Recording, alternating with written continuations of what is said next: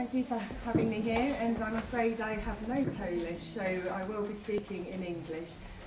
My colleague from Kiel is with me, so if there's things I'm saying you're really not sure, please ask, and Adrian will try to translate for me. So, I'm Lizzie Cottrell. I'm a GP, a general practitioner working in Staffordshire in England. So this is somewhere between Manchester and Birmingham, if you know England. I have a practice that I own with 4 partners, and we have 11,500 patients nearly.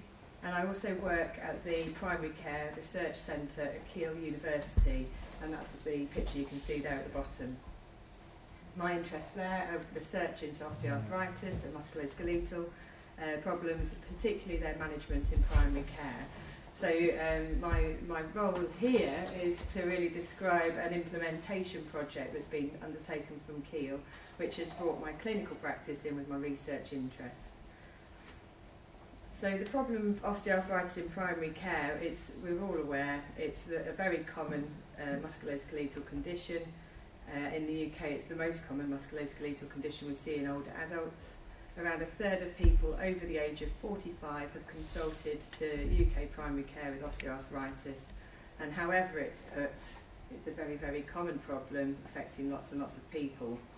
And we know this is a problem internationally as well, so rising up the charts, we're saying about the work done by Voss and colleagues, where they've described the global burden of disease, and osteoarthritis, you won't be able to read it all, but I've starred osteoarthritis on there, and you can see it's gradually increasing up the charts of global burden of disease.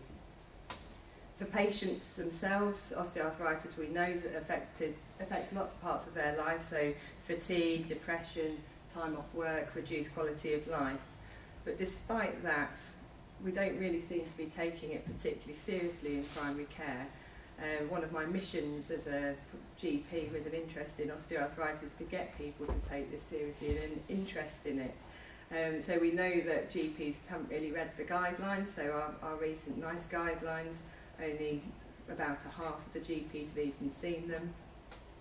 Even going back to 2007, we knew that then core treatments have already been described first thing this morning, they're being underused. So these are things like exercise and weight loss, and there's an over-reliance on drug treatments. Bringing us up to date, 2017, our colleagues in Australia undertook a systematic review, and they're still finding a need to address our knowledge gaps, enhance clinician communication and behaviour change skills to facilitate patient adherence and enable effective conversations and manage dissonant patient expectations. And that's quite a big ask when none of us really are doing it properly at all. So one of our colleagues at Kiel, Zoe Paskins, is a rheumatologist, and she undertook some work where she videoed consultations in primary care and found that osteoarthritis has got an identity crisis. She's identified there's a lack of a clear illness profile, and this results in confusion between patients and doctors about what osteoarthritis is and its priority in the context of multimorbidity. So often she found that no diagnostic label had been given in about half of new presentations to osteoarthritis, so we're not calling it osteoarthritis. And we're often saying what it isn't, so you're lucky it's not this and you're lucky it's not that, but nobody's really saying what it is. Part of this is our understanding's changed over time, and this is particularly relevant, I think, in primary care. So we've gone from a biomedical to a very biopsychosocial understanding. The biomedical cartilage degeneration and bone-on-bone descriptions have changed into a more of a chronic pain model. So these are symptoms-based, they're variable, they're often not progressive, and again, work from our centre has shown that there's various different trajectories, and only a minority are inevitably progressive. And psychosocial and social components are important. And this has been reflected really in our NICE guidelines. So the latest ones were produced in 2014, and just as we saw earlier, the core management is exercise advice and weight loss advice and support, and also information about the illness itself. We're then allowed to use additional things. We like to still have our medications, and they give us a suite of things we can use, and second line treatments, which are obviously the more dangerous ones. Now current NICE guidelines are telling us not to use glucosamine on a cost effectiveness basis, basically, and then the rest of the list you can see there. Again, we're told not to use, so things like the hyaluron injections we heard about earlier, and also arthroscopy, but we still know that's still being done quite a lot. So the key is supporting self-care in primary care. So most care happens outside of the primary care consultations. The patients are doing it for themselves. This is a picture that Key will bring out all the time, and it shows the green line is basically the symptom trajectory of the patient, and the orange lines when the doctor or the clinician may be seeing that patient. So you can see sometimes we're seeing them when their symptoms are bad, sometimes they're in a good state, but much of what they're doing is happening away from us, and we need to be able to equip them to do that. So Mosaics, which was a study led by Krisha in our centre, she developed a model osteoarthritis consultation and tested this in a trial. So the aim was really to support self-management in adults aged 45 years and over with peripheral joint pain, and really with a focus to improve the uptake of the core recommendations, so the exercise advice, weight loss advice and good information. So the model osteoarthritis consultation that was delivered was that the patient presents to the GP if they're over 45 and they've got joint pain, they were eligible. The GP explained the diagnosis, gave analgesia and promoted self-management, but referred on to a nurse for more in-depth advice really. The practice nurse would then follow the patient up, support self-management, give the guidebook, which you've seen on the front desk. I've just left it over there. I don't know if you want to wave it about. Yeah. Which was written for patients and by patients, so it's very sort of practical advice really for patients. The nurses were trained to help them with goal setting and help them with exercise and weight loss. And to support that model consultation, GPs and nurses were given training, so the nurses received 4 days training and the whole practice received some training. The guidebook was given, and also the osteoarthritis template was installed. So in our electronic medical records, there's a system where we can put a read code in of the problem and this template pops up. And then that helped the team. It was designed really just to collect this evidence that this advice was being given, because we know we don't record it very well normally. But as you'll see in a second, we found that that was a behaviour change intervention in itself. So just thinking about the individual components, the osteoarthritis guidebook, it was well received really. So GPs like to give it something to support what they're saying, and because often patients think that this is a very biomedical problem and is inevitably going to get worse. So for the GP to give a different message, it was helpful for them to have something that supported that. And also the practice nurses felt that once they'd read the guidebook, they came in asking for a bit more information. You don't need to read all these quality standards, but these quality standards came out after Mosaics, the trial started, and these statements map very well to what was in our template, and this is a picture of the template that's in use. Bardzo dziękujemy. Proszę Państwa, rozpoczynamy dyskusję. Proponuję, żebyśmy dyskutowali na siedząco. I będę prosił o pytania do kolejnych wykładowców. Czy ktoś z Państwa ma pytania do... Improved safety of prescribing. So Jigsaw E, which is the implementation project which followed on from Mosaics, was the joint implementation of guidelines for osteoarthritis in Western Europe, and this was funded by EIT Health. And the idea was to support primary care in European countries to address the unmet needs, to have a systematic implementation of these previously piloted innovations, and to provide consistent messages and high quality care to patients wherever they consulted. So using the key innovations, so we've got the same things as Mosaics, we've got the structure of the initial consultation and the follow-up, the guidebook, training for the clinicians, and also measures to assess quality of care. So the template helps us to do that, but also we've developed a patient questionnaire.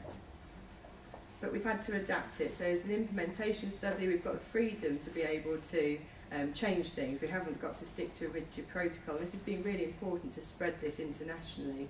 So different priorities of commissioners and organisational engagement, the availability of different healthcare professionals themselves within practices, restrictions to the template use, and I'll come on to that in just a second, and also cultural differences meant that we've had to be quite adaptable.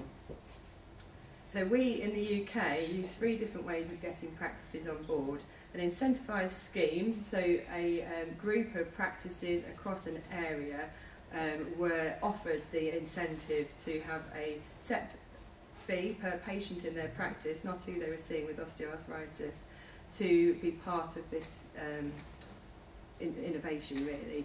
And so they signed up, and everyone got on board quite quickly and just delivered it however they felt appropriate.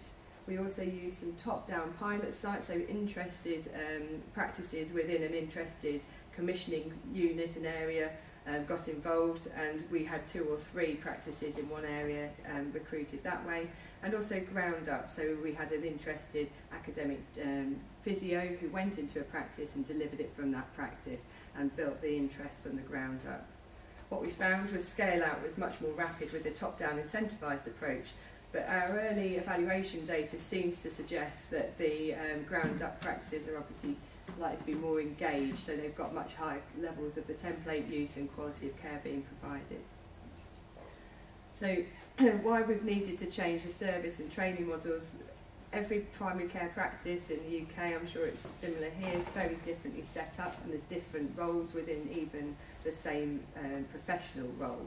So one nurse in my practice might see long-term conditions, and another might see book-on-day emergency appointments. And so we can't just say it's got to be a nurse doing this. It might be more appropriate if it was a physio, for example. We're quite keen. We've got a lack of GPs in the UK, and we need to try different models and see what works to try and still get the care delivered. So some of this was about exploring what else we could do, and also to align with organisational priorities. So reducing total knee replacements was the driver for the CCG, the commissioning unit, that incentivised the practices to be part of this. So just briefly going through the ways that this has been adapted. It started with the GPs being followed up by practice nurses, but we have seen that model being used, but there's also been GPs being followed up by physios, by practice nurses, and then back to the GP, and just the GP delivering the care. We've had a practice nurse seeing the patient first, so identifying patients in a long-term condition review and then sending them to a physio, and also a physio doing the whole lot. We're starting to explore more wider members of our primary care team in the UK, using our health trainers to follow up, and we've just put in the intervention into pharmacies. So a pharmacist seeing the patient first, continuing to support them if they can, or sending them back to primary care. So we've had to also change the training model. Mosaics was a 4-day model. There was no way that practices were releasing their nurses for 4 days, so we've had to change that to a 2-day model. But we've also then changed that even further when we've been recruiting these different professionals. So pharmacists has just been half a day, and we've also had to develop new tools and flow charts to support the pharmacists to deliver the care. The template was very contentious, so some of our international colleagues don't like the use of electronic templates and have completely moved away from this. So we've had to accept that they're not going to use an electronic template in the way that we have, but as long as there's a function of whatever they do use that prompts the good quality care, helps them to record it, helps them to retrieve that good quality care so they could then report it, then that's helpful. So what we originally had was a template. I'm going to just whiz through this because it's quite busy, but the first template we used, basically as soon as you put in the joint pain code, this template flashed up and it was there on the screen. There was no further clicking at all from the clinicians. This was changed for the implementation project, such that clinicians were asked, would you like to use a template? So obviously you can imagine that a lot of them then just said no. Because they don't see it as a priority. So what we've then found is that on the left is where the template pops up automatically. Most people are viewing the template, and about a quarter of eligible patients had at least one recorded entry, so at least some good quality care being recorded. Where the clinicians were given the choice of using the template, they didn't really say yes, and then not very many recorded it. So it does have an impact as to how much you force this on people, particularly in this area where GPs really aren't interested. And so, warning you really that the practice that had the original template continued to use it, so they were really quite engaged, so they were probably going to be better than an average practice anyway. So just thinking about the final adaptation of the guidebook, so we've adapted this in every country we're in, and in the Netherlands they took it over and have adapted the entire book, changed the pictures, there wasn't enough bicycles, and the pictures of what our patients were doing were what their patients were doing, so it was a great big piece of work, much bigger than translation. Other countries have decided to just take sections that their patient groups have found helpful and have adapted those. But it has definitely been about cultural adaptation rather than translation. So we're still just got the early evaluation data that we're finally evaluating at the end of this year. So it's small numbers, but it's suggesting that these adaptations still can help us to deliver it in a way that works.